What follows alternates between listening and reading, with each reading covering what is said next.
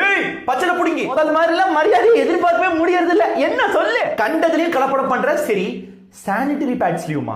வெக்கமா இல்லையா உனக்கு? என்ன சொல்றேனே புரியலையே எனக்கு. இங்கதான் பிஞ்ச செருப்பு ஒண்ணு வச்சிருந்தேன், மரியாதையா சொல்லி போடு. அதெல்லாம் இருக்கட்டும், பேடு இருக்குல்ல, அது சுத்தமா தெரியணும் அப்படிங்கிறதுக்காக ப்ளீச்சிங் பண்ணுவோம். அதுல டயாக்சின் இருக்கு. அந்த கருமை என்ன பண்ணும்? ஒவேரியன் கேன்சர் இருக்குல்ல, அது உருவாக்குறதுக்கு இதுதான் முக்கியமான காரணம்.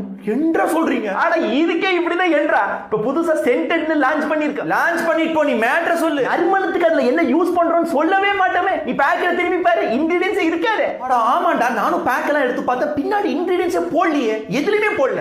நாங்க ட்ரக்ஸ் கேட்டகரியில வரோம், அதனால உள்ள என்ன இருக்குன்னு சொல்ல தேவை கிடையாது. அத நாங்க சொல்லலையாப்பா. 1980ல பியூரோ ஆஃப் இந்தியன் ஸ்டாண்டர்ட்ஸ் பிஸ் அவங்களுக்கு சொல்லி போட்டாங்க. 80 டேய், அதுக்கப்புறம் எந்த சேஞ்சும் பண்ணல. இல்ல எதுக்கு பண்றது? உங்களுக்கு எல்லாம் மனசாட்சியே இல்லையா? ஆம்பளைங்க, நீங்க இந்த பொம்பளைங்களோட வலிகளை அசிங்கம் தீட்டுன்னு நினைச்சிட்டு இருக்கிற வரைக்கும் நாங்க உங்க மேல குதிரை ஏறி